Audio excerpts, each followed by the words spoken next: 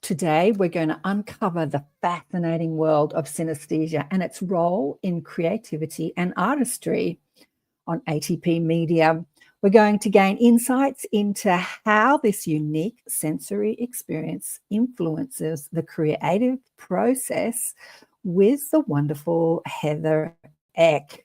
So stay tuned. It's going to be a fun ride. You got to accentuate the positive. I feel good. A little bit of feel good goes a long way. You're listening to Karen Swain, teacher of deliberate creation, accentuating the positive, showing you a way to a better life. Accentuating the positive, it's not just fad, it's sanity. Who in their right mind would accentuate anything else? If you feel like that's what you want to do.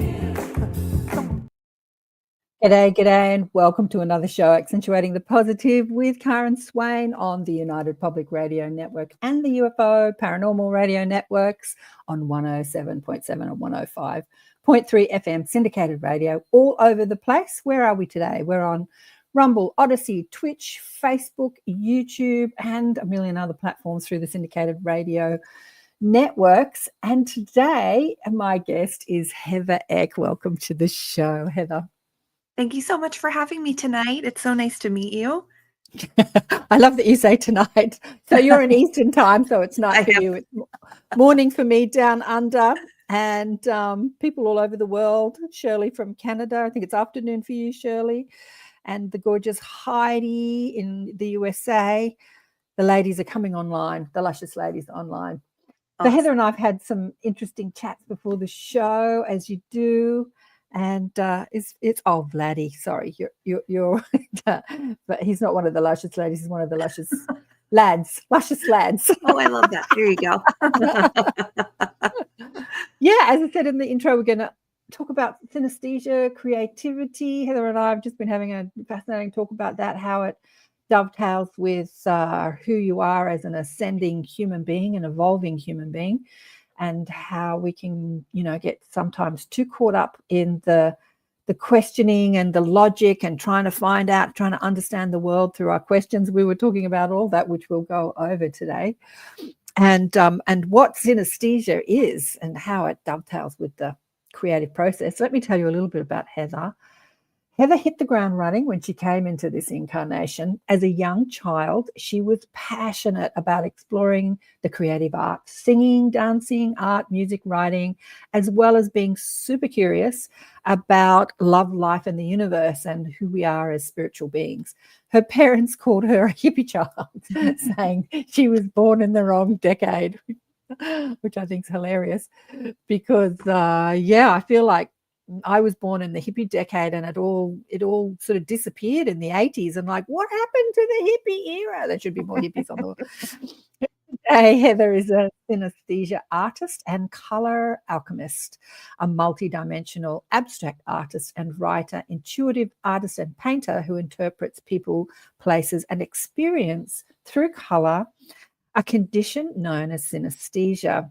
Like an enormous box of crayons, her gift operates by categorizing through intricate but specific shades of color.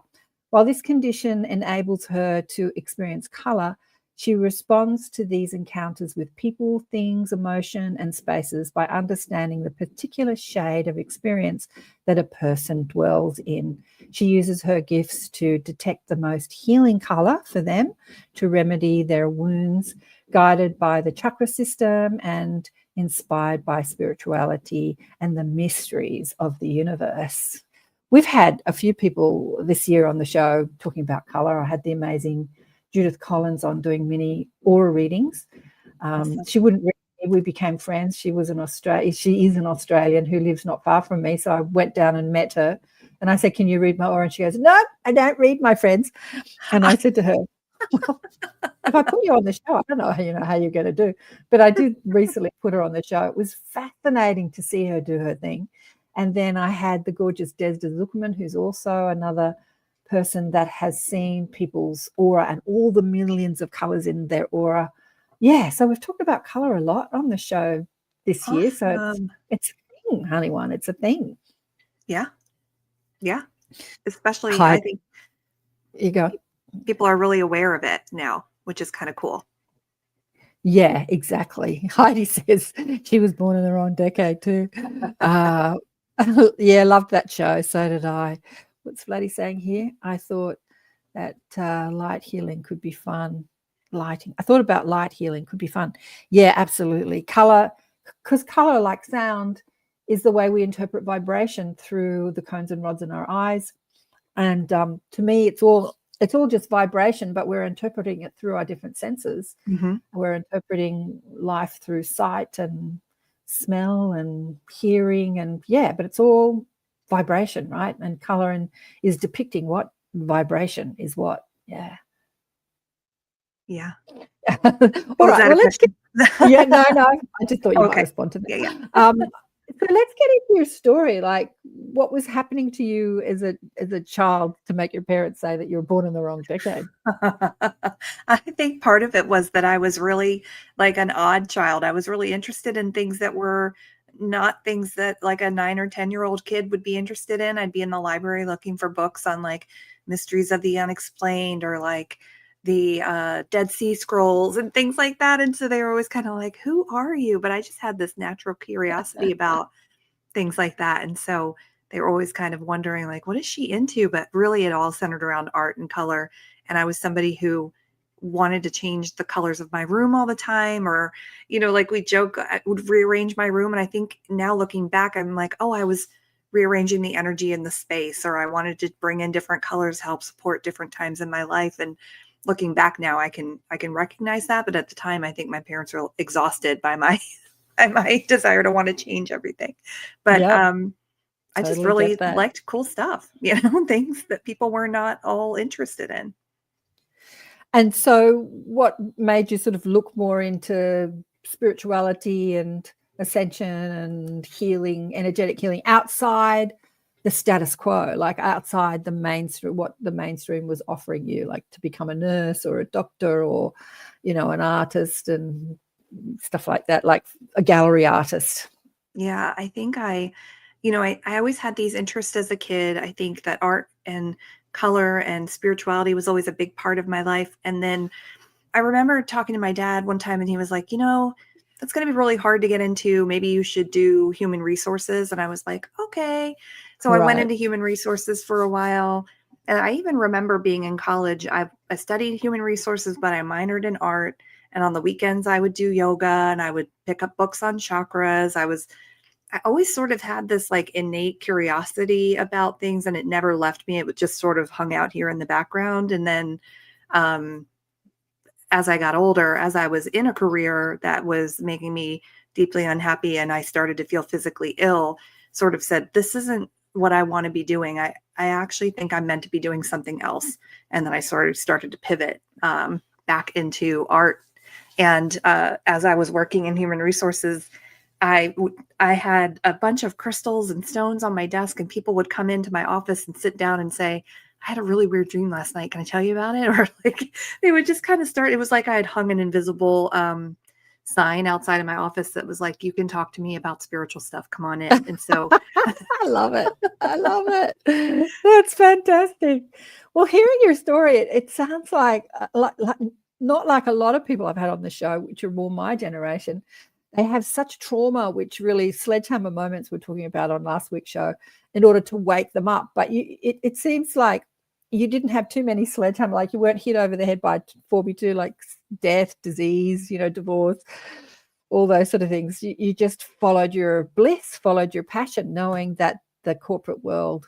I've got to say, I've had a few people on the show who had the same story, who are your generation, because you're about 20 years younger than me.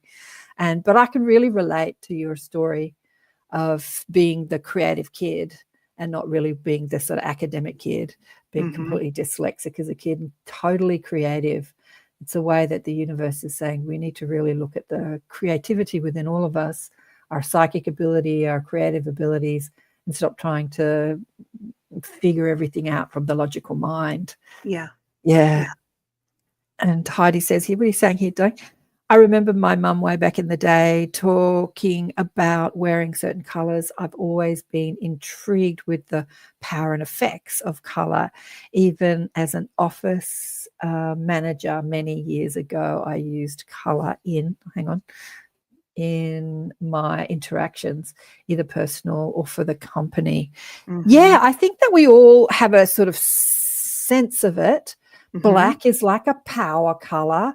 You know, like the fast food companies use red because red stimulates appetite. Red and yellow, I think, stimulates Red and orange too. Yeah. orange. Yeah. So it's always, there's, you know, marketing uses it. Anyway, what do you want to say about the power of color? Oh, yeah. I love that, Heidi, because one of the things that's so fascinating about color to me is the way that we use color in our lives. We are attracted to color in our lives as a means to help minister to something that we have a need for. So, for example, if you're constantly wearing green, that green is supporting your heart. It's ministering to your heart. So there's something in the heart space that you're looking for that you're asking that color to sort of provide for you. And similarly, if you're repelled by a color, there's something about what that color offers that you're not willing to look at yet, or you're not willing to let sort of come into your awareness. But color is a very strong communicator. So you can use it intentionally. Like if you are going into an interview and you want to feel like people are trusting you, or that you're somebody that's authentic and that they can bring, you know, into the space, then you might want to wear blue, because then you're conveying to them that you are somebody who speaks truthfully and honestly and is somebody trustworthy. So yeah, color is just a really amazing communicator. So blue is about honesty and trustworthiness when you're wearing blue. Oh, interesting. I feel like the turquoise blue, which I'm totally obsessed with. I wouldn't say it's my favorite color because I just can't choose a favorite color because I just love them all. People say, what's your favorite color? Well, this is nice and this is nice. But the turquoisey aqua blues I'm very drawn to. I really feel like that's the color of transformation for me. I think I've even got the ATP up the top in that turquoisey color. Vladdy says he would have loved to have had someone like you as a childhood friend. Oh, Vladdy. He was one of those strange children too, feeling alone in the world. There's a lot of us. There's a lot of us. We find each other. You do. Eventually we do. Yeah. What are you saying here? She's love that, Heather. You're getting some love online, don't you? Thank you, guys. So the synesthesia, like, let's explore what that is. Like, what exactly is synesthesia? Yeah, the simplest definition, I think, is that your senses get crossed in your brain. So if you are a Disney Pixar fan, you may have seen the movie Ratatouille, and there's this scene where the mouse Remy is eating a piece of cheese and he's eating a strawberry, and in the screen behind him you see the strawberry is red and swirly and the cheese is yellow and swirly, and they kind of come together. And that's sort of what I would say, like, sound, taste, scent to color looks like for somebody who's a synesthete. There are over 84 different kinds of synesthesia, and about 3 to 4% of the population have a form of it. And if I were to say to you, like, what color is Monday? Then you might, if you come up with something, you probably have a form of synesthesia. There you go. Yeah, I was saying to Heather before we went live, I think I have some sort of form of synesthesia. When I hear music, I see color. There you go. Yeah. And I remember a friend of mine had a small conscious music venue years ago, and I remember I used to frequent it quite often. And you just have to, whether you like the music or don't like the music, my body just has to move to it. Like, I move, my body moves, and I see all these colors. And then I looked at the audience, and they were predominantly younger than me, and they were all dead still, just watching, completely still. And I thought, that's so strange. Why aren't people moving to the music? Like, that's so weird. Yeah. I find that really weird. Yeah. So interesting. I wonder why. Yeah. Yeah, I mean, it was a small venue, so it wasn't a huge crowd, but What are you saying here, Alison? Alison says, I find myself wearing the same color as clients. Yes, Yeah. that often happens on the show. I'll put on something and the person come on the show and wear it a similar color. I think that happened with Kristen in the last couple of Elevates I've done with Kristen Elevates, another show I do discussing different things. And I invited friends on. We were both in white, almost exactly similar tops we were wearing. It was funny. Oh, I love that. You're connected.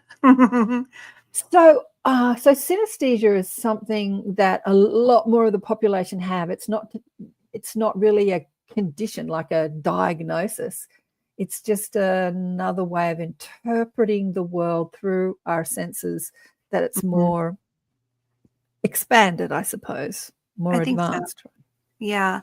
There's like I said, there's so many different forms of it. One of them is being able to see auras. And so sometimes I'll see aura around people's heads or bodies. One of them is called mirror touch pain, which is when you hear of somebody who's had some kind of illness or pain, you will feel it somewhere in your body. Or like for me, I'll get a pain that shoots down the backs of my legs.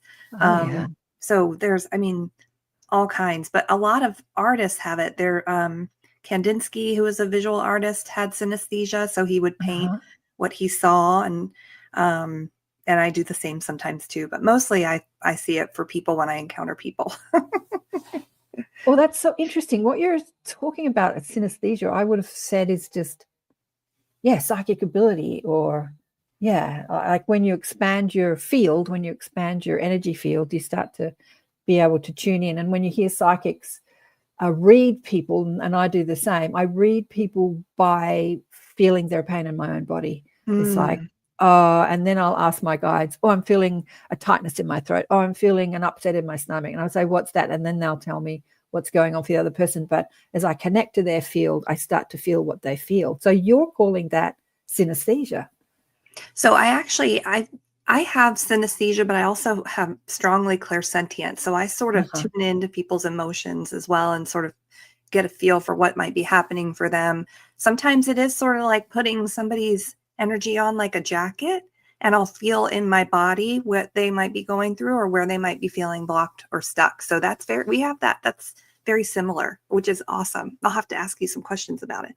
well, I think empaths, it's being empathic, and a lot of empaths, there's a lot of empaths on the planet now, and they suffer because they feel what other people feel. They feel their emotional body, they feel their pain body, and then they're like, I'm too sensitive, and they suffer for it. But it's actually a tool of healing. Like, you can feel it. So I do it in my sessions, and I'm sure you do too. You can feel it without suffering it. Like if you feel something like, I feel a block or a pain or an itch, or, my stomach feels upset, or I feel like I need to vomit. I once did a thing where, anyway, I won't go into it, but I felt someone's mother dying of cancer. That was something I never wanted to do again. But if you come at it from interest, like, that's interesting, what does that mean? Rather than suffering, I'm feeling this pain, I'm suffering, then it just, as quickly as it comes, it goes, and you're not suffering it from it, which Alison says, what are you saying here? I get pain in my body too for people and can interpret it. Exactly. And Shirley, what are you saying here? I hear how people move about. They make unique musical patterns with their gait. Wow, that's so cool. Yeah. Oh my gosh. And Bloody says here, it reminds me of children moving to yes, children do, right? Yeah, it was so weird to be in this small audience of people watching and just seeing them dead still as they're watching it. Like, they were all enjoying it and fast, but no one was moving except me. And I'm thinking I'm the weird one in the room. But yeah, so synesthesia, I think the lines get blurred when we're talking about empathy, psychic ability, synesthesia. It's all sort of, but yeah, I think I had a guy on the show years ago who hit his head when diving into a swimming pool. And when he woke up from his concussion and coma, I think he was in a coma for a while, he started writing music, and he had some form of psychic ability, and I can't remember his story now. It's over a decade ago. He was fascinating. And he and that deaf singer, and oh God, I've forgotten her name, paired up, and they had the most beautiful song. She was a singer, a young girl who went deaf. She had some disease into her death, and she thought her life was over. And then she started feeling the vibration through her feet, and she could sing beautifully and hear his piano through the vibrations of the floor and sing in perfect tune, in perfect timing to him, even though she was completely deaf. So yeah, he'd hit his head on the swimming pool bottom. He woke up with synesthesia and started downloading music, and she's gone, and so the two of them paired up, and I can't remember. Oh my their names. gosh, I gotta check that Amazing. out. Yeah, I'll find their names in a minute. But they became sort of quite well known because the mainstream news got a hold of them and talked about them, and she became well known. She went on one of the talent shows, America's Got Talents, I don't know, The Voice, and that made her quite famous because he's this deaf singer with perfect pitch. Yeah. Wow. That's amazing. Yeah. But let's get more into your story. So so when did you start utilizing it more for healing? It was I was working in human resources for a video game company, and I was really unhappy in a lot of different places in my life, and I was kind of kind of tired that no amount of time off was going to help me with, and was working with a spiritual teacher, and she and I were sort of talking about, what were you like as a kid? What were you interested in? What were you curious about? And I really had kind of forgotten. I think part of it for me was that I had sort of spun so far out from that curious, creative kid that I was into this corporate person, that I had really forgotten who I was and what I was here to do and all of that. And so when she mentioned art to me, she was like, your gift is creative expression. You're an artist. I was like, oh my gosh, this light bulb went off, and I thought, all right, that feels good to me. And so one of the things that I started doing at the time was just sort of feeling my way into what felt good, because I didn't really know what felt good to me anymore. But I started painting. When I would do a painting for a specific person, I would see like 1 to 3 colors for them, and those colors would sort of tell me what was going on with that person. And then I would paint their portrait, and my friend called them spirit portraits. And I was like, oh, I like that. And then I would sit with the painting and start to sort of interpret, what is it telling me? And what are the colors saying? And what is the color that's going to be the most healing for them? So it was sort of like a diagnosis of what was happening, and then also a prescription of the color and the messages that were coming through me as I was painting. And then it wasn't long after that I decided that I needed to leave that job to pursue my art making full time. And that was very scary and still is some days, but I bet. Yeah. Even though the world has, woken up a lot, it's still, reasonably new, and carving out a career with this sort of thing is still challenging, right? It's not one of those things that you can just put on a business card and say, like, here's who I am. Here's what I do. Well, it's kind of interesting. Like, I think probably about a decade ago, when people did start expressing who they are more openly on YouTube and podcasts, people were fascinated, and they could gain traction and interest for what they do.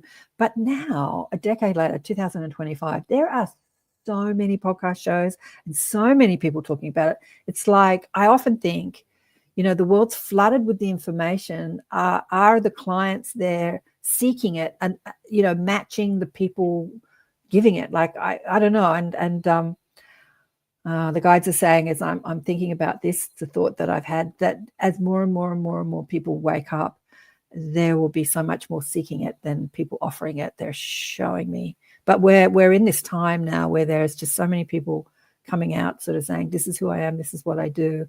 Yeah. But yeah, like COVID, a friend sent me a thing about someone that's coming down under who has his own show, mainstream show, and he had a big wake-up call during COVID, and now he's talking to Bruce Lipton about epigenetics and stuff, and he used to talk about, actors and gossip and that sort of stuff before COVID, but he had a big wake-up call.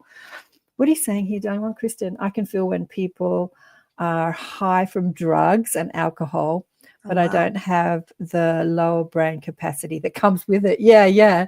It's your form of synesthesia. Yeah. Do you feel like that too? Can you do that? Feel when people are high and not No, necessarily? I don't think I've ever really, I think I just sort of recognize it, but I don't know that I've ever felt it. I imagine though that the colors of it are like grays and darker gray blues and different shades of that color because you're sort of dampening that energy there. But I agree with you. Oh, what is that one? Is there an overlap? Desley's saying, is there an overlap between tactile synesthesia and ASMR? What's ASMR? Do you know what that is? I don't know the actual word for it, but I think it's sort of like the stimulation. Some people like the sounds, it stimulates the brain, I think, through like little sounds like tapping or like tapping a microphone or whispering, things like that. So I don't know. That's a really great question. I imagine that there is. I imagine, yes. Yeah. And Alison says her cousin hears the music through her feet. Her deaf cousin hears the music through her feet. Whoa. I know. It's so cool, huh? So cool. Wow. That's really cool.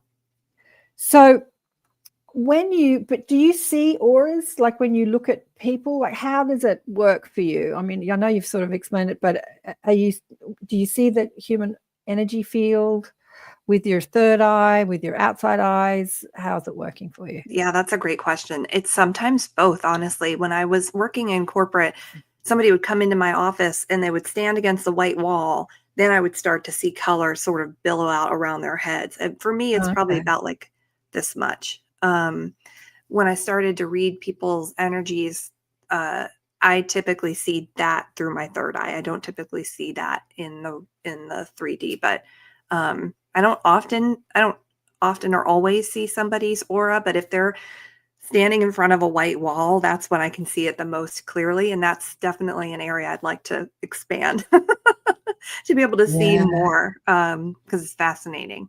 It's fascinating to me. Yeah. As I said, I've had a couple of people on the show who are aura readers, and I don't see colors around people through my outside eyes. I can see anything I want through my inside eyes, but yeah, I've tried for years, like when I was young, people like to teach you how to see auras, but I was always thinking I was going to see them through my physical eyes. Mm-hmm. And I can blur my vision and see the white line around everything, like the energy field around everything, but I've never seen color through my outside eyes. So it does fascinate me, the people that can do that can see color. Yeah. I mean, when I had Desda on the show, she said that she's depicted what she sees.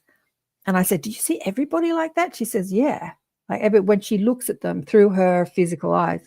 And I said, wouldn't that be just really confusing? And she's like, well, it's just who I am and what I've done all my life. So it's not confusing to me. It's just my norm.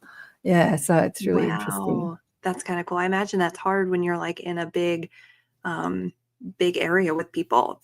You're seeing all their different colors and everything moving. But I imagine that's probably what's possible for all of us, Yeah. At a certain point, which would be awesome. Yeah. It's a sea of color, like a sea of color.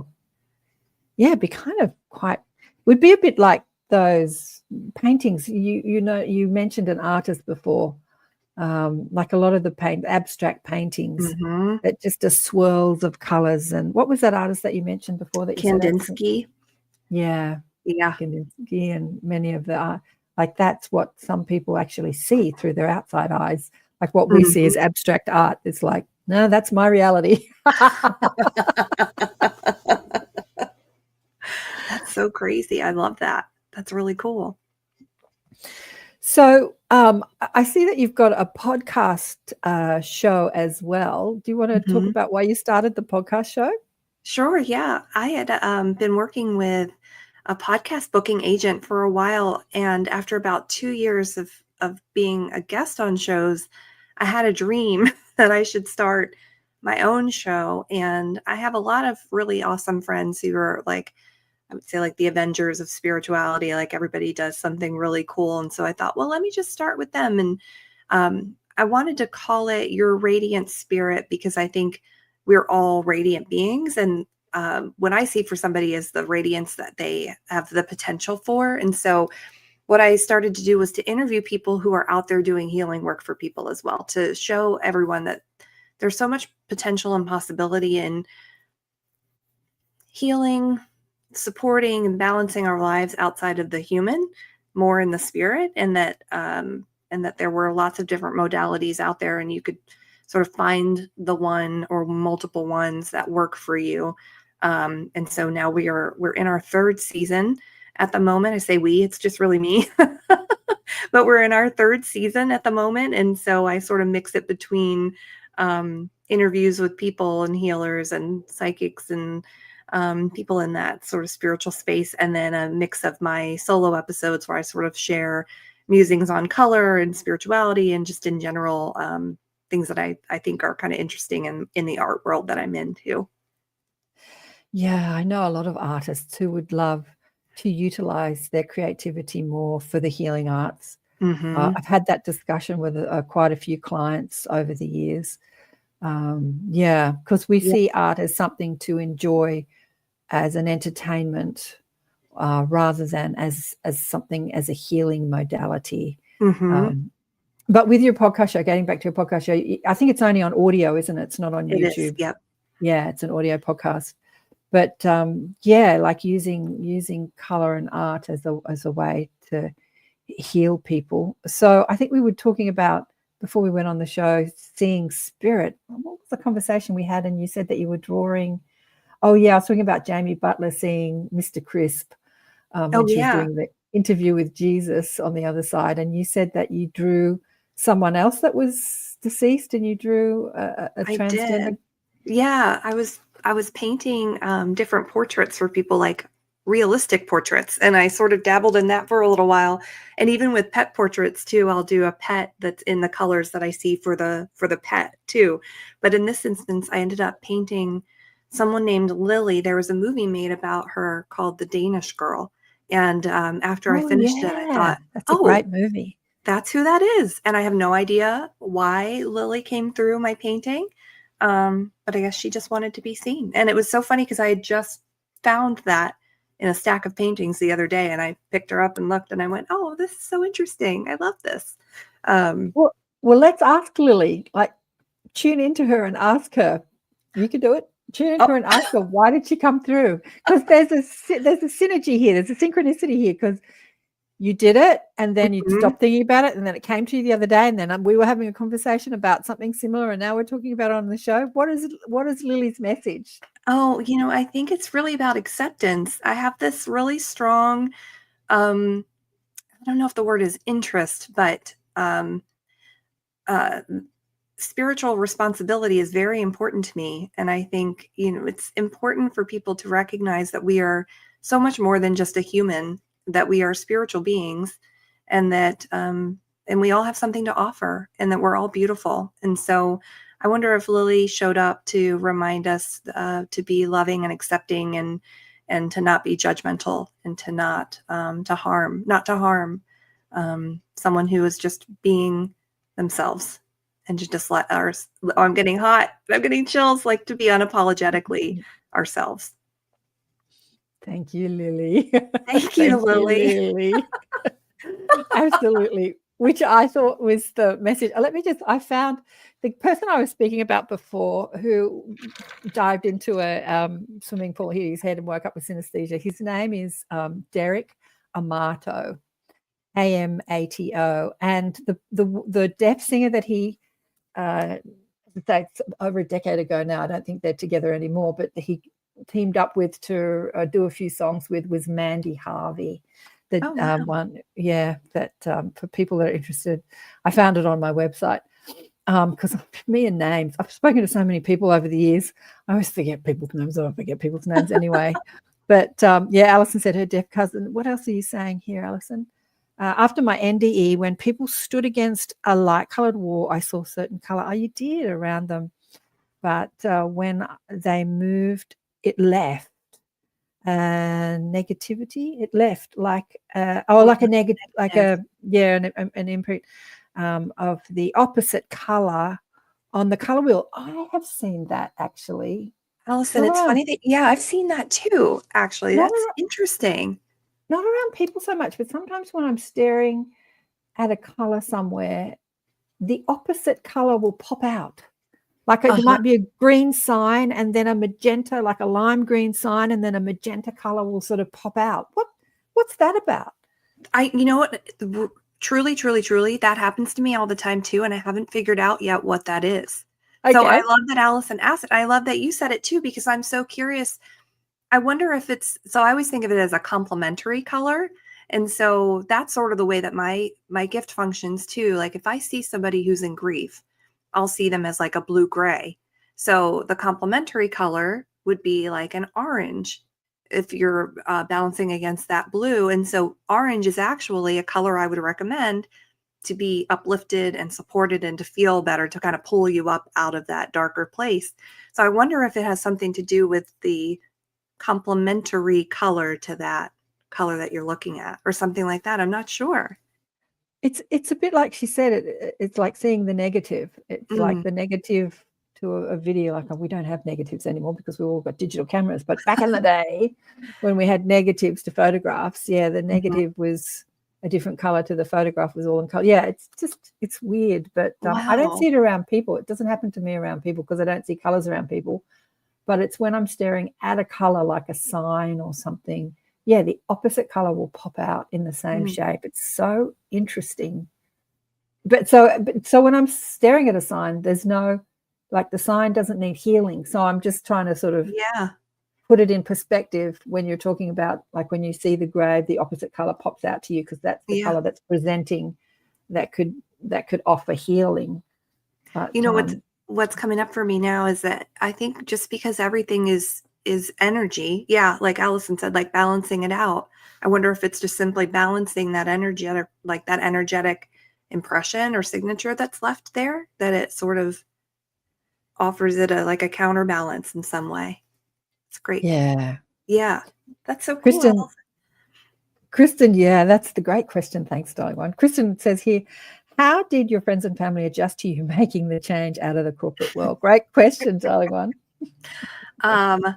I think I shocked the crap out of everybody because I am notoriously the good girl. I think I am a recovering people pleaser, and I think that the reason that I set about on that path of human resources and corporate for so long was stemming from the need to please everybody else and not myself. So, Yeah. the last couple of years have been really uncomfortable for me because I'm learning how to establish boundaries where I didn't have them before, where I needed to have challenging conversations with people where I didn't do that before, make decisions for myself that make me happy where I wouldn't have done that before. And so I think they, my mom had done a psychic reading with someone, and my grandmother came through, and my grandmother said to her, "Wow, Heather's really setting the world on fire, isn't she?" And I think I was kind of like, "Oh God, they're all over there going, what is she doing?" But I wonder, like in my mind, I'm like, they were cheering me on, right? Like, I think they were like, "Yes, go do it. Don't, sit in a place where you're not happy." And so, but it's been a rough couple of years just for me trying to become more of who I am and hope that they accept me for that. Because that's one of my biggest wounds is acceptance too. So I want everybody to like. Oh, they don't accept you. They don't accept you. I've got a lot of people that don't accept me. And does it worry me? No, because this is how I figure it. We're all going to reemerge. We're all going to end our time here on Earth. What does Belinda call it? Schoolroom Earth. And we're going to reemerge back into the, super intelligent, infinite intelligence of who we are, of who we really are. And we're going to go, oh, drats, I should have been more understanding of who she was instead of judging her for being weird. Like I always see that, My dad died years ago and he didn't get me at all. And I really wanted him to come through after because the ego is kind of like, I wanted to say, see, I told you so, but I did not get that. I just didn't get that communication with him. What I did get was just his smiling face of him just living inside that knowing and just understanding that it's all a play that we're playing. It's all a game. It's all a play. And there's no right or wrong. There's just what you're choosing in the moment. Yeah. And but I love that you say I'm a recovering people pleaser. That's hilarious. It's I so think that's true. hilarious. And as you were talking, I was chat to the guides about, there's a lot of recovering people pleasers. Like, what's that all about? And this is what they gave me. They said, well, when you're empathic, before someone's even opened their mouth, you know exactly how they feel. Mm. And as a being that's trying to create love and balance and peace, you want to create love and balance and peace before someone's even spoken, because you can feel them. And so you're thinking, what can I say that they'll agree with, that'll make them feel peaceful? Instead of getting back to Lily and Mr. Crisp, who showed up for the Jesus interview, standing unabashedly, unembarrassedly, what's the word I'm looking for? Come on, Heather, help me out. In who you are. Unapologetically, thank you. Standing in unapologetically who you are, and knowing that regardless of your judgment of me, if you understood who I am more fully, it would really help you on your evolving journey. Recovering people pleaser. I have to thank you for that message that you just shared too, because I think you might have just spared me 20 years of therapy. I think that, when I was little, you're exactly right. I would walk into a room and I would immediately know what was happening, how somebody felt, why, my mom was grouchy, what she was grouchy about, my dad, whatever. And so I think I spent so much of my life overcompensating for that and anticipating that feeling, that I would adjust my own emotions, feelings, responses, so as not to upset that further. That, holy crap. That. It is the journey of the empath for sure, which I think comes back to that conversation we were having about, it's 11:11 here, comes back to that conversation we were having about synesthesia being a part of the psychic realm, like empathic, psychic, intuitive, knowing, put it all in the same box, synesthesia. Mm-hmm. What are you saying here, Dave? How can I teach myself to see sound in color? Is this from a form of synesthesia, able to learn how to do that? Mm-hmm. I don't know. For me, doing it just happens. I didn't have to teach myself. What do you say about that, Heather? Can we teach ourselves how to see? Yeah, great question. Yeah. This is one of the things that I help people tune into when I do therapeutic art with them, because you may not be able to sort of turn synesthesia on, but I think you can use art as a means to pull out your own intuitive insights. And so if you are particularly moved by a song, it'd be really interesting for you to just sit and play and listen to the song and kind of see what colors you reach for, see what shapes come through for you, asking those shapes or colors or sounds what messages they have for you. Where do you feel it in your body? You could really play with that and just kind of tune into what your own inner knowing is offering you through the art making. Fabulous insights, Heather. Shirley says. Thank you.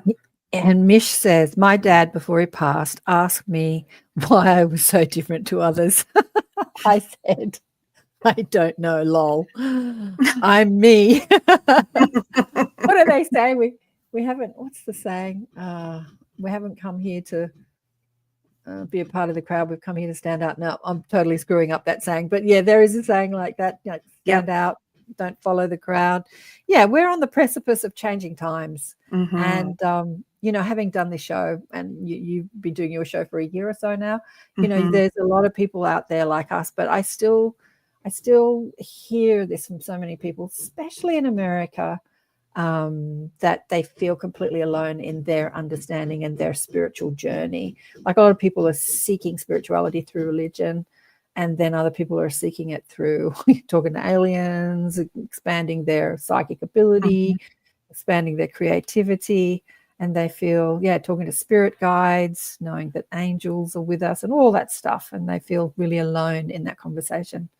But there are literally millions and millions and millions and millions of people who are into this conversation. Do you feel alone in this conversation now, or have you created a crowd around you doing one? No, that's a great question. I was just thinking, I think one of the things that has become more and more clear to me recently is the need and desire for community. I think so many people, especially since COVID, have felt really lonely. And I think a lot of people feel like they're languishing in their lives. You know, they're just waking up and sort of slogging through, and they're not quite sure what their purpose or their path is, and who around them understands that and gets that. And I think that's one of the things that delving into my spiritual journey has brought me to, which I'm so thankful for, is a really powerful, supportive community. And that makes all the difference, I think. So everybody who's here tonight listening and commenting, like, what a beautiful, powerful community. I that's know. here. It's been almost 2 years since I've been on the network, and I used to record my shows. Do you record your shows? I do. Mm-hmm. Yeah, and then edit them and upload them. I Yeah. used to be live on radio when I was first on radio for 5 years, and then I started podcasting, and that was recorded. I did a few live shows, but being on a live radio show like this, and it's created a little group of people that turn up, and they all know each other, and they all talk to each other. Like, hi, how are you today? Hi. That's creating community. I love it. Yeah. I love that. And also they get to ask questions, which I love, because after like nearly 25, 30 years of asking questions, I kind of run out of questions. So I love that people are I love that. with the questions. Here you go. Oh, there you go. Vladdy's saying here, is there anything you feel compelled to share with the world? Oh, I think you wow, need to be a podcast host, Vladdy. I know. Oh my gosh, so much. I think there's so much. One of the things that I've been really exploring recently, I talked about spiritual responsibility, and I think that's so important, more so than ever. And I think that shows up in a lot of different ways for a lot of different people, like the responsibility to care for your neighbors and your friends and people who don't have enough to eat, right? To feed them, to do all of that. But I also think it's just a means of helping each other and supporting each other. And I just learned the phrase for this. It's called collective effervescence. And it is the phrase, it's a, I guess you have to kind of experience to know if it affects you or not. But like, if I go to, if I'm watching a video about a marathon, I would never run a marathon. It's just not in my nature. But if I'm watching people run a marathon and then I'm watching the people on the sidelines cheering them on, that will make me cry. It will make me cry because there's sort of this collective energy behind the movement of people who are supporting one another. And so that is just such a powerful, I don't know if it's an emotion, but it's a powerful energy. I love it so much. And I think that is what's possible. I think what it makes me think of is that that's possible for the collective to be that loving and to be that supportive and to be that caring. That I wish that happened all the time, but I would probably never stop crying. But I love that. And then there's another thing I've been really looking into called fission. I think it's called fission or fizzon. And it's how art or song or something can just move something in you emotionally, make you have like an emotional response to it. And I wish that more of us were tuned into how we really felt about things. Because I think that so often we just kind of cruise through the day and we don't pause and allow ourselves to really feel what's happening, you know? That's so true. That's so true. My guides gave me a experience of this because Heather and I were talking before the show, the logic mind versus the intuitive mind or the creative mind. And Heather, like me, is full of questions. She was saying she was full of questions, and she was telling me about exploring the Hebrew texts and going down the path of looking for meaning through the Hebrew words and letters, and because she's got such a curious mind, she wants to know about everything. And I was saying that with my journey, my curious mind awakened me, but it also cut me off from my psychic abilities because I was looking for the answers outside myself instead of inside myself.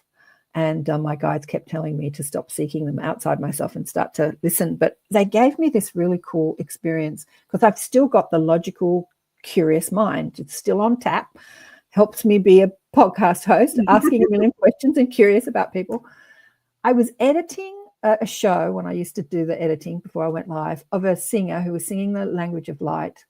And I was in my logical mind because I was editing. And then I'm criticizing her as I'm editing, going, oh, she's a bit over the top. Isn't that a bit over the top? And then my guide said to me, stop. They said, go back, quieten your mind, get in your heart, and listen back to what you just heard outside of the logical editing mind. And I said, okay. So I did. And I re-listened to the piece of music or whatever it was. I can't remember if she was speaking or singing at the time, with a different mindset, with the feeling sense rather than the editing head. And I just burst into tears at the beauty of what I was listening to. And they just gave me this, this is the choice we have. We can listen through the critical mind, or we can listen with our hearts, and we have a completely different experience of the same thing. And I'm like, wow. And they just taught me how I do that. I listen with my critical mind, go into judgment and criticism, and then you can listen with your heart and see the message, hear the message, see the beauty. Yeah, it's powerful. And what you were talking about with the people, that spoke to me too, with the people cheering. I've never been a sports fan, but my girlfriend was married to a sports celebrity. She took me to a football game once.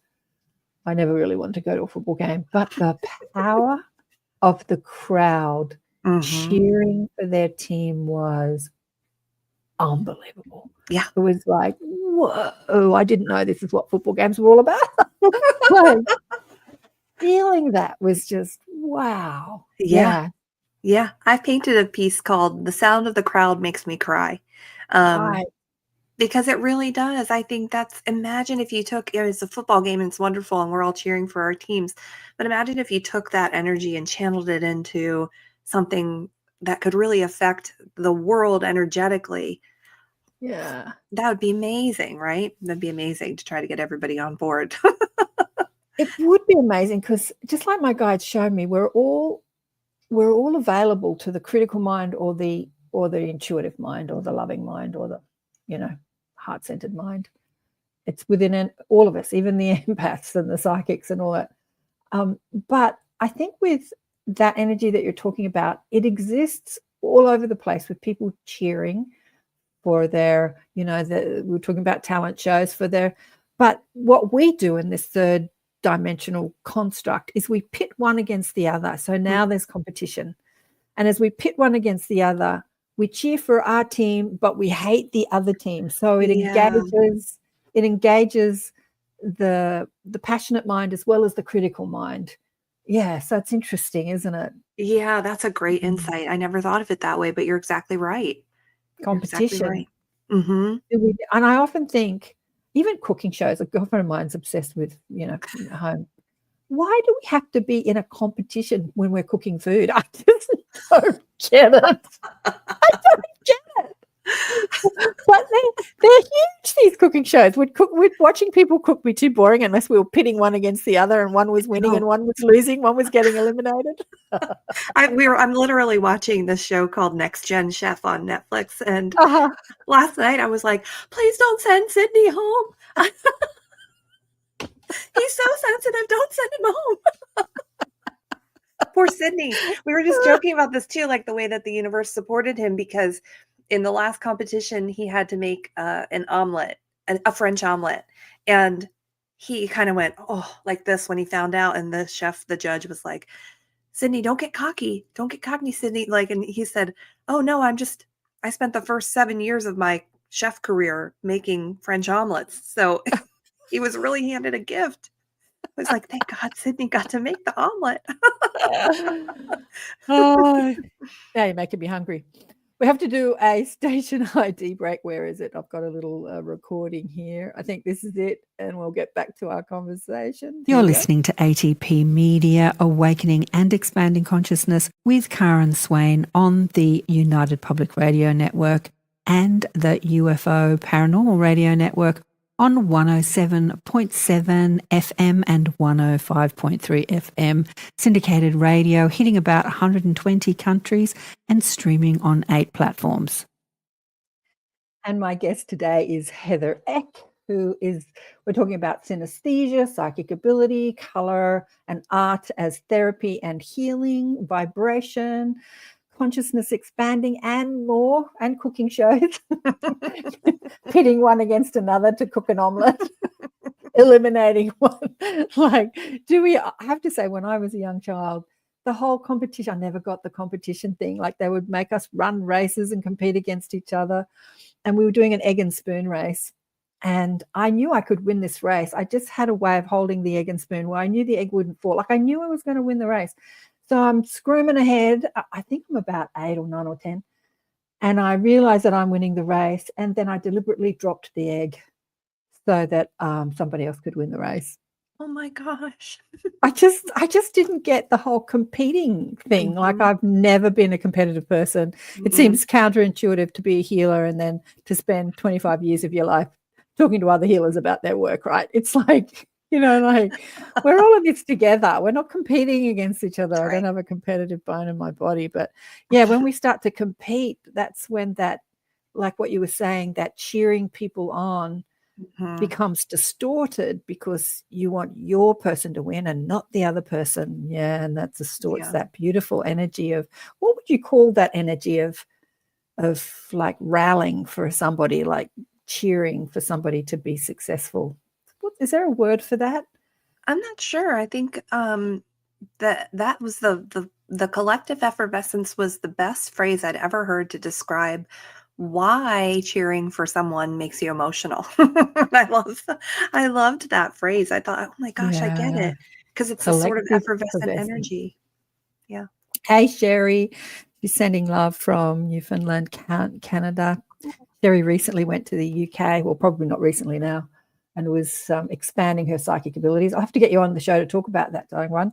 And what Shirley's saying here, I served on a marathon for 18 years, on a something marathon. I ran a water station every year. You didn't, did you, Shirley? Best thing was to close my eyes and listen to the thousands of feet on the pavement arrive, and then they were gone. Oh, wow. God, you've done amazing things, Shirley. So I'll tell you what, this woman surprises me. Wow. That's awesome. I bet that sounded so cool. And what's Mish saying here? It's a human race. I know, right? The human race. The human race. Exactly. We think that we're racing. We're racing. Yep. All righty. We've got about half an hour left of the show. What else do we want to talk about with synesthesia? Vladdy asked the question, what are you passionate about right now? Anything else you'd like to share with our audience about? Yeah, I love right now, 2 things are sort of at work in the studio. One is painting what I'm seeing in my Bible study. So if I'm reading about a particular scripture, painting energetically what that looks like for me, which is really fun. So the painting behind me here is really big. It's taller than me. Well, just about taller than me. It's called Communion. So it's about the Last Supper, or the First Communion in the Gospels. So that's been really fun to explore energetically what that looks like. And then the other thing I really love to do with people now is guiding them through therapeutic art journeys. So I like to read somebody's energy, sort of help them see where they're stuck or blocked, and then help them move through an art journey to sort of, discover, excavate, and be able to move that energy out through art and a bunch of other different modalities. So those are the 2 things that I'm like super excited about going into next year, it's exciting to see where that goes. Yeah, that does sound exciting. I know so many people who who are artists, who want to use that creative flair to help people discover who they are. Yeah. And Sherry was saying here, it's the 4th time. Yeah, she's in Canada and she went over to England. 4th time at the Arthur Findlay College. Oh, wow. Amazing. Which is a college. It's in an old mansion, actually. It's a bit like the movie X-Men. They have all these kids in this old mansion. I love that movie. And they learn about their, our psychic abilities. Synesthesia being one of them. Yeah, I see that in the future, I don't know if I'll still be alive, that universities will teach this, that there will be big schools teaching about this. It's not in the curriculum at the moment. It's sort of played with, because there are so many teachers coming out, scientists coming out talking about it, near-death experiences, Bruce Lipton, as we were talking about, epigenetics. how he talks about you turn off and on genes according to the vibration that you're holding. So they're talking about vibration and energy and illness and sickness and stuff like that. Like it's being sort of explored. I don't know how much it's being explored in our educational institutions, but You know what I that's just Mhm. Oh, you're just reminding me. I was watching, I forget where I saw it, but it was maybe well, I think this is coming more to the forefront now because of podcasts like yours, and there's one out now called the telepathy tapes, Oh yeah. where I Mhm. mean, amazing. But Wild. also, I just saw a podcast. Oh, I know what it was. It was Maya Bialik's breakdown, and she was speaking to Yep. somebody who was a former CIA remote viewer. Mhm. And she talked about how the US government was training people how to remote view things, and that there was an institute called the MacArthur Institute or something where they were Yeah. teaching people this. Yeah. Yep. Well, absolutely. The government's known about this for years and they've kept it covert. They've kept it secret. It's like they understand the power of psychic ability and remote viewing and astral travel and all that stuff. But are we going to tell people? No. But yeah, all that's coming out. Like disclosure is Yeah. happening, is ramping up. It's on an exponential curb. It's ramping up. But disclosure, not just of ETs and UFOs and what we understand as disclosure, but disclosure of who we are as these incredibly powerful psychic beings that we don't understand who we are. But Yeah. I think that Buddy's got another question here. I had this beautiful man on the show recently called Andrew Genovese, and he was talking about being frequency holders. And I just loved that word. So when you tune into a frequency and hold that frequency, you don't just do it for your own personal journey, you do it for the collective. But holding the frequency can very much be that visualizing how you want the world to be. Like we were talking about, seeing big mansions all over the place teaching this stuff, like not just one in England or one here or there. Or I think you were talking about the Monroe Institute. Was it the Yeah, Monroe I think that Institute? was at Monroe. But everywhere, as many of these institutions as there are pubs, like on corners, like bars, Yeah. yeah, Yeah.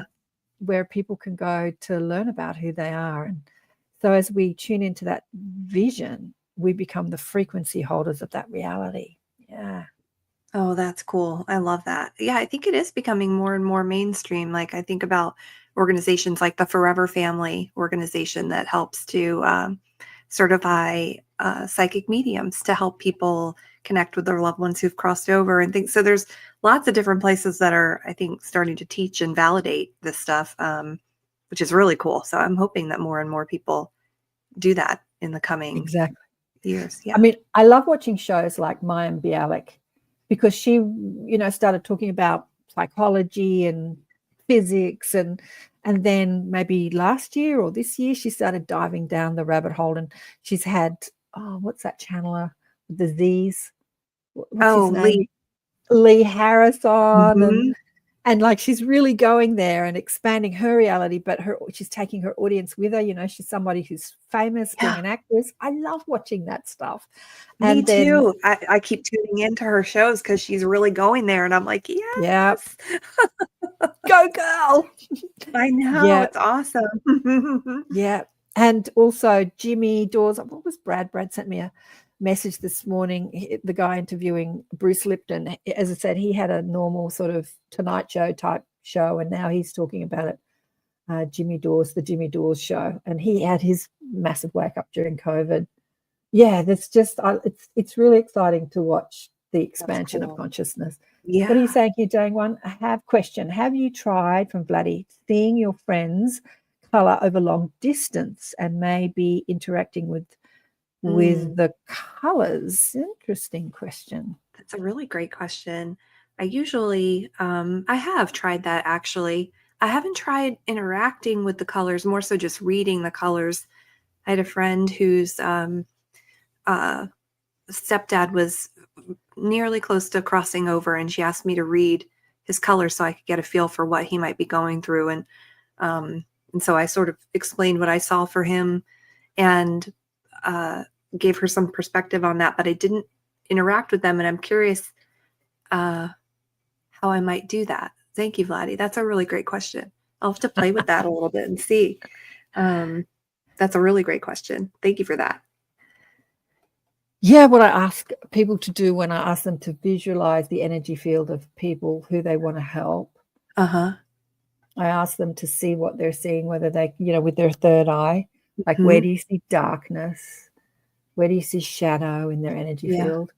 And then put some light into it. But the thing is that, as I said to you before, the curious mind had me seeking, but then getting connected to the infinite intelligence of the cosmos, they've got the answers. It's like Google of the cosmos. So Yeah. what you see, you can still ask them to tell you what is needed. And that's how I work.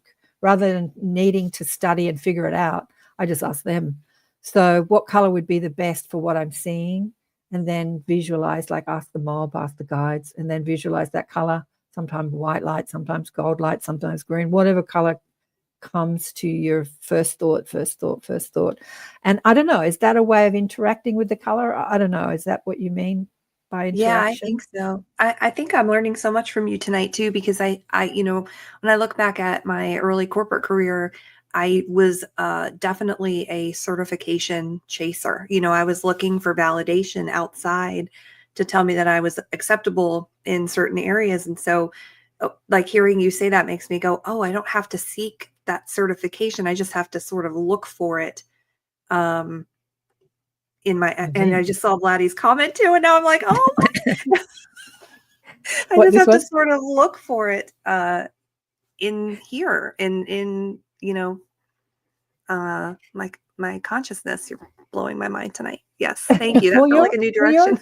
you're tuned in, tapped in, turned on to the mob, to the guides, to the infinite intelligence of the universe. So yeah, all the answers are within. That was one of my biggest lessons as a young seeker. As I said, I was saying to Heather before, when Brandon was on the show, we were talking about us answering you doesn't enlighten the world. It's your questions that enlighten the world. Like your questions summon the energy, summon the power, summon the answers. But once you've got the answers, then we're waiting for your next question. So the questions are important, but then seeking the questions from outside yourself says, I don't have access to the questions. So it's like you're limiting yourself. Whereas when you understand that you have access to infinite intelligence, you can ask the questions and then tap into that intelligence and bring it through, either through your art, your healing, your words, music. There's a million ways we can bring it through, right? What's Sherry saying here? Oh, I've lost you, Sherry. There you go. I've played with color a lot. You can ask your friend's soul for, what's that say? A few. Oh, a few top colors, and to read the person from that. Oh, I see. You can ask your friend's soul friend or person that you're reading for a few top colors. Yeah. And I guess that is that Tamish? Oh yeah. I found that each color has a vibration. So my glasses aren't working. I'm getting blinder. These glasses aren't working anymore. I have to put stronger glasses on. Can you read it for me? Oh, yeah. I found that each color has a variation. So depending on the exact color of red makes me feel something different. Yes, absolutely. Right. It's like a box of crayons and you get different shades and each shade gives you something different. Yeah. No, I'm just as blind with those glasses on as I am with them. Have to try to make the text bigger. Yeah, that's true. I could do that. These are such great questions and such great perspectives. I am really enjoying the conversation because I feel like I'm learning a lot. I'm taking a lot away from this. And I'm like, oh my gosh, I hadn't thought about that. That's so great. Thank you guys. Well, that's nice to know. That's very nice to know. Yeah. As I say, we've explored color a lot this year on the show with different people. And I think that we forget how powerful color is. And a lot of us do it subconsciously. We're not even aware that we're putting different color. We're attracted to different colors because of our psyche at the time. What do you want to say about that? Are you itching to say something? Oh yeah, no. I was just thinking that one of the things that we ask each other all the time when we're kids are, what is your favorite color? Yeah, right. Like our kids are so beautiful because they're they have no ego. They're so tuned in, and they are just kind of aware of stuff. And so they're like, what's your favorite color? And color tells so much about a person. And we decorate our homes with particular colors, and we choose cars that have a particular color. We put it in our offices. And one of the things I've been paying attention to the last couple of years has been, what is the color of the year through Pantone or Sherwin-Williams or what have you, because the color that comes out that year, I think, says something about the collective and the direction that the collective is moving in. So during COVID, the two colors of the year were yellow and gray. Oh, really? I was like, oh boy, yellow is signaling a huge identity shift, and the gray is signaling lack. And so, and balance. And so there was lots of different definitions there, but I thought, well, that's so interesting. When you look at 2020, what was happening with so many of us, there was the great resignation. People were changing jobs. People were waking up. A lot of people exited. You know, and then the gray there was so signaling like a lack of things. Like we didn't have what we thought we needed. We tried to be supportive of each other, but there was also a lot of negative energy happening there too. So it was just interesting to look at that. And the color of the year for 2025 is from Sherwin-Williams. Pantone hasn't released it yet, but it is khaki. And khaki. I love the way you say it. Down under we say khaki. Khaki. Oh, yeah. Your khaki pants. The word khaki in Australian, when you say something's khaki, it's like yucky, icky, awful. Like to say, oh, that's khaki. It's like yucky, icky, awful. But yeah, khaki. Yeah, like khaki, safari. which is like an olivey green color. Like I like the color of khaki. Mm-hmm. It's like an olivey green color, and that's the color for 2025. Ooh, and what does all that mean? So it's like it's a neutral color. It kind of goes with everything. It's like the color of the sand at the beach, so it's very grounding. But I think it's also signaling like a direction, a movement back to basics. And I imagine that for 2026, we're going to see a lot of that, like stripping away, getting back to basics, sort of looking at what do you need, not necessarily what do you want, but what do you need to have in order to just be in like survival mode a little bit. An adventure mission. Yeah. Safari adventure. Yeah. Blending in, not making yourself stand out in any way, just sort of kind of being party to the group. For me, it's often green. I always said that I wanted to have a beautiful candy, which meant the green candy. Oh, that's from Bloody. So collective learning and effervescence. Like safari, adventure, and adventure. So so this year was khaki. And what did you say next year was 2026? So actually 2026 is khaki. That's the Sherwin-Williams color. That's like the paint color. And what was this year again? Forgotten already. I think it was moose. I think it was brown. So another grounding color. Oh, okay.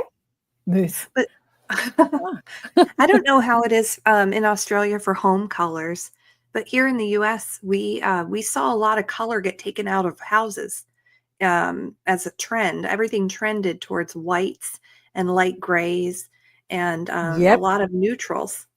And so that's exactly what I'm doing at the moment. I live in a townhouse complex, which is yellow. It's 30 years old, so it's pretty hideous. Yeah, and we're turning it into black and white. Oh, black and white. Yeah, taking the color off. Yeah, but when you go inside the house, my house is full of color, but I actually love the black and white, and I love the green of the garden next to the black. Like it's. I feel like the house shouldn't stand out as a statement piece, but it should be a background color to showcase the greenery of the garden, so to speak. Or but it's beautiful. Interesting. You're absolutely right. I was talking about this with the person doing the building. Back in the 80s, peach or a salmon color, like all the houses were painted a similar, a bit lighter than your top that you're wearing, that sort of peachy color. And what does that color mean from your perspective? The one that I'm wearing now? Yeah, like a peachy salmon color. Yeah, it supports the sacral chakra and the heart chakra. So it supports both the energy of higher love and also of creativity, expression, emotions, and relationships. So it's a good color Nice. to kind of balance the heart. Nice. And then probably around the time that this, probably 90s, a lot of buildings were yellow or pale yellow, Mhm. like that pale, like off-white, but with a yellow tinge to Tinge it. to it, yeah. What do you think that was like? What was going on in the 90s when buildings were being painted like that? That's a great question. I think yellow for me is always about our sense of identity and Mhm. our sense of like worthiness and how we want to show up in the world, how we want to be seen, and how we want others to see us. It can be a very neutral color too, but yeah, it's kind of like a blah color. It doesn't really have a lot to offer. It sort of tucks away and stays a little bit unnoticed. I would say it's not like a glaring, bright, sunshiny sunflower yellow. It's still it's The kind of pale soothing. yellow is a Yeah. blah color. And Yeah. they painted the interior, because this was painted a few years ago. And again, it was off-white, but it was that yellow off-white. And when they painted it more of a white off-white, it was more of a beige off-white. It just brought the whole energy up. Like the pale yellowy color sort of brought it down. It Brought was it interesting down. because Yeah. yellow is such a vibrant color, but when you pale Mhm. it down, yeah, it's really interesting. But Mhm. the color of this building is quite a deep sort of mustardy yellow. It's not a pale yellow, like it Yeah. stands out, but it's old and got mold all over it, and it just needs a paint job. Yeah, but it's going black and white, taking the color out. It's so interesting. I love Yeah. that. Have you asked what is bringing those colors to you? Like, asked your guides why you're bringing in the black and the white? It's so interesting because I just wanted to make it simple and just simple. I don't know. Mhm. And then I looked at new builds around the neighborhood, and all the new builds that have just been finished are all black and white. And I Uh-huh. was saying to the girl who was part of the team, the builders team, I said, maybe I was just tuning into the collective unconscious. Mhm. Because everything's black and it looks really smart. So it's got the black and white building, like black fences, white walls, and then the Mhm. greenery of the garden. I think it looks really crisp and smart and new Yeah. and fresh. It's a Yeah, and then striking color palette for sure. and then it showcases like when you have flowers, then the color of the flowers pop, and the color Yeah. of the greenery pops. It sort of doesn't overtake the nature that you put around it. That's what I think, anyway. But yeah, I I think I love was that. just tuning into the collective unconscious because everyone's doing the black Mhm. and white. I'm like, oh, I didn't realize everyone, because I knew I Yeah. liked it. I just didn't realize everybody else liked it too. So yeah, I was tuning into something. The color of 2025 building, and then I don't know, in another decade it'll be something else. But It'll you're be so something right else, yeah. about it's same with homewares too, because that was a job I did before I started doing this, was interior design. And I've always been big on color. I opened a homeware shop and painted every wall a different color. And Mhm. people, and it was back in the 90s, so it was that stippled look. And people loved it because no one Yeah. was playing with so much color on the interior. They just loved it. And I had a client that said, can you turn my house into the beauty of your shop? And when I talked about putting all this color in her house, she freaked out and couldn't do it. Like, she loved it in the shop, but she couldn't do it in her house. Yeah. I It get was that. weird. It was, Yeah. yeah, living with I had color. I have a friend who's got 2 little boys, and one of them was having a really hard time sleeping and, Mhm. like, wasn't able to, like, go to bed or was having a hard time at school, and I was like, "Wait, what color is his bedroom?" And she said, "Well, it's, like, gray, but then he has an orange wall." And I was like, "Does the orange wall face him at night?" And his bed faced the orange wall, and I was like, "Oh, girl, that orange is, like, exciting him, creates hunger, it creates movement, it creates action." I was like, "How do you feel about a soft blue?" Then we went Yeah. in and painted that wall for her, and I mean, it didn't fix all of the things that were happening, but it certainly brought the energy of that space down to a more soothing level so that it was a place where he could relax and not Rest. feel so, like, Yeah, keyed up all the time, you know? exactly. Mhm. Exactly. Well, I think people have spoken about that with healing rooms, hospitals, people that are mentally in unrest, like painting the walls a Mhm. pale pink. That helps them Soft feel colors. soft colors, helps them feel Mhm. calmer. Yeah. Yeah, Yeah, we can use it all the time. It's such an important element in our lives, the vibration it of is. color. Yeah, Because each it is. color just represents a different vibration, right? It's an interpretation of vibration that we're Yeah. perceiving.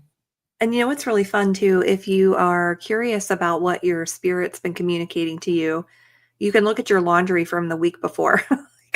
Look at what you wore. Look at what's in your laundry basket.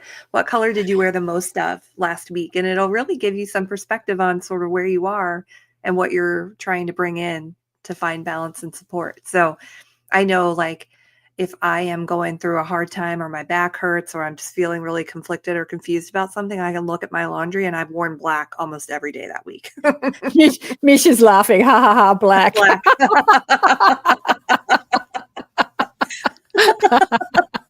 There you go. Yep. There you go. What time is it? What have we got left? 10 minutes. I was just about to say something and it's dropped out of my head. You were talking about wearing colors. No, it's dropped out of my head. It'll come back. No, dropped out of my head. Oh, I was just about to say something. It's dropped out of my head. But anyway, all right. maybe expand on that thought while I'm trying to get it back. I just looked at, I Yeah. started laughing at Mish's thing and it dropped out of my head. Black. Yeah. I went through my laundry a couple weeks ago. I even posted it in my stories on Instagram too, because it was so funny to me. Everything that I had worn was horizontal stripes. Everything in Interesting. every color. And horizontal I stripes wear- are all about I wear- surrender. Are they? I wear a lot of horizontal stripes, which they say, because I'm overweight, they say fat people shouldn't do, but I love horizontal stripes. Like, you're fat, you shouldn't wear horizontal stripes. Oh, you wear what you love, you know. But I'm same. And it's I about love horizontal surrender. stripes. And what about vertical stripes? What are vertical stripes about? Ascension. Oh, ascension. Well, there you go, because Yeah. we're changing the balustrades and I'm making them all just vertical, black vertical poles. Yeah. Oh, it's about cool. ascension. So we're going to, I'm turning the house into a rocket ship. We're going to blast off. Oh, Oh, yeah, that's the question I was going to ask you before. What about people that are just not into color at all? It's all beige, like everything in their house is beige and soft, sort of creamy tones, beige, maybe grays, and they wear all gray or cream or beige. What is that saying about them? Yeah, that's a great question. I think it depends on the person and the color that they're wearing. But, you know, like you see in the media, there's a woman in New York who her entire apartment is pink. All she wears is pink. She paints her dog pink, like everything is pink, right? Like, I think that's somebody whose pendulum has swung so far that they are really, really looking for whatever it is that that color offers. So in pink, for instance, it would be all about love. Like they're looking for the higher love, spiritual love. There's something going on with them where energetically they don't feel like they're supported or provided for or something. They're looking to bring that love to themselves, and they are broadcasting that to everybody. Wow. Yeah. I think the colors we're wearing are our vibrational broadcast, right? We're broadcasting through what we're choosing to put on our bodies. Yeah. For sure. And what's Yeah. interesting too is that like I'm wearing this color for me, but I'm also communicating it to you. And the beautiful blues and whites that you're wearing tonight, you're communicating to my spirit too. So we're always communicating to each other. Like when you show up for lunch to meet a friend and you're both wearing the same color, you wore it for each other. So I have to say that the sort of soft, sort of creamy wheat color, gray, soft gray colors, those beigey tones, it feels to me like it's quite chic. It's quite a chic sort of look. Very But if much, you're yeah. wearing it all the time without any color at all, Vladdy says here, what about people who don't wear anything other than black? What's happening with these people that are not putting color on or Yeah. even in their home environment? It's interesting because I think in a lot of ways there's something going on with that person spiritually or energetically that they are in full-on protective mode. Right. There's some aspect of themselves that they're hiding. There could be Makes trauma sense. that they haven't explored. There could be something where they just don't want to be seen. I mean, it could, you know, black is also a beautiful color of sophistication and wealth and royalty and mystery. And so in some ways it's sort of like you are protecting your energy from those things, but also sort of trying to attract that energy to yourself as well. Yeah. Yeah.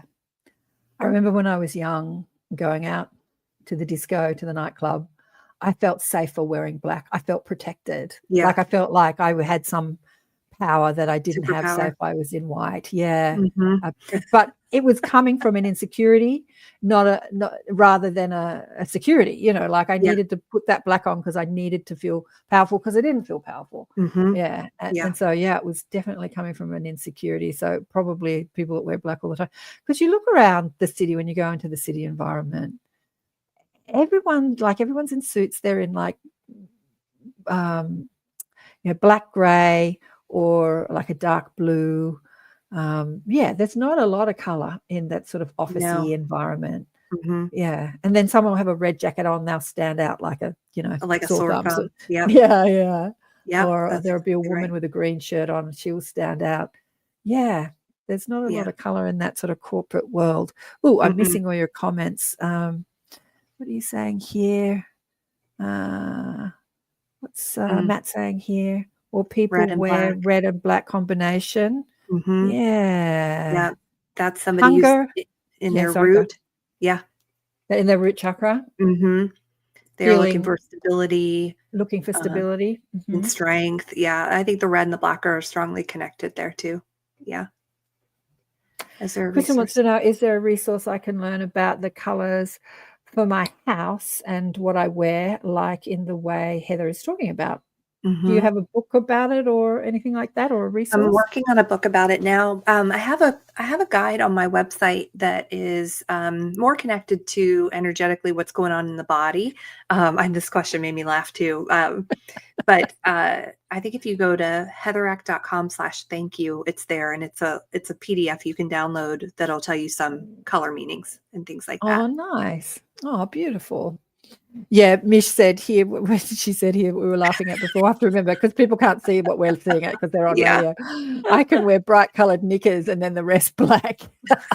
Yes, you can. You're smiling on the inside, darling. Smiling on the inside. When I get dressed, I'm always drawn to a particular color or combo of colors with a t-shirt and then thin fleece, purple, forest green, turquoise, maroon, orange, pink, etc. Colors speak to me. Ooh, Susan. I love that. That's Yeah. beautiful. You sound very And stylish. oh yeah, Sherry's laughing at Sherry's laughing at a lot of these people I know, and I know what they look like, but do I know what you look like, Susan? I'm not sure if I know what you look like, what you wear. That line lines up with my roommate. He can be a killing machine and fears this side of him that he may not be able to regain consciousness in a fight before it's too late. When you say killing machine, do you mean like on games, or and maybe your flatmate's wearing black all the time? Yeah, Interesting. I wonder if that's it. Yeah. I reckon people that put a lot of black on are really insecure, because I just remember when I wore a lot of black, I was insecure. But I love wearing black today. I still wear a lot of black in winter. Yeah. I don't love putting it on so much these days. I've got this black sweat hoodie thing that I put on, and I often feel like it's heavy. Yeah. I'm moving away. Yeah, moving away from black, but I used to wear a lot of black. Yeah, giggles. We're running out of time. 3 minutes to go. Darling one, it's been such a joy. I love you. You're a cat. So just remember, and I love what you're doing. And just remind people where they can find your podcast. Let me just share the screen. I'll share your Heather. Here we go. Share your website with people. So your website is Heather Eck. Eck is spelled ECK.com. And this is your Radiant Spirit. Is your podcast show. That's right. Where you have lots of conscious conversations with people. It's an audio only podcast show. And anything you want to say before we go? Thank you so much for having me tonight. I loved interacting with your wonderful community. And if you are curious about where color can take you, I'd love for you to connect with me on Instagram. You can find me there at Heather Eck Artist, and just message me that you were on the show tonight, and I'd love to give you a free color reading and share what I see for you. That's beautiful. Oh, that's very generous. Thank you for that, for doing that for my audience. Absolutely. And thank you, Gorgeous One, for being on the show. It's been a joy and a pleasure. I had so much fun. Thank you. And I just want to remind people too that on Elevate this week, the gorgeous Kristen Miss Mash is joining me, and we're going to talk near-death experiences. So we're going to talk about what they mean. A lot of people think that when somebody dies and goes to the other side, that's the meaning to life after death. But, you know, they're so tailored to each and every person. So we're going to talk about that with Kristen on Elevate this coming Wednesday evening, afternoon in the States, Thursday morning down under. So the clock's changed in the States over the weekend, and now my show is in Australia. It's at 10:30 ATP on a Monday morning down under, and it will be at 10 a.m. Down under on Thursday mornings, the Elevate show. But which means I can sleep in. Actually, I get up so ready to go, and having all this time before I start the live shows, I'm sort of like, I'm sort of twiddling my thumbs. Oh, what will I do now? I'm not used to having all this time, but the clock's changed. But it's thank you everybody for your gorgeous comments and everything. I love you. You're a fabulous audience. Thank you, thank you, thank you, thank you, Vladdy. Vladdy, you have to start your own podcast show. You've got the best questions. Sherry, Shirley, Mish, Heidi, Susan, all the regulars, and we've had a few people I haven't seen there before. Matt, a couple of fellas. Yeah, thanks everybody. You are a blessing, and thanks again, Heidi. God, Heather. Big love. Thank you so much. Bye for now. Bye-bye.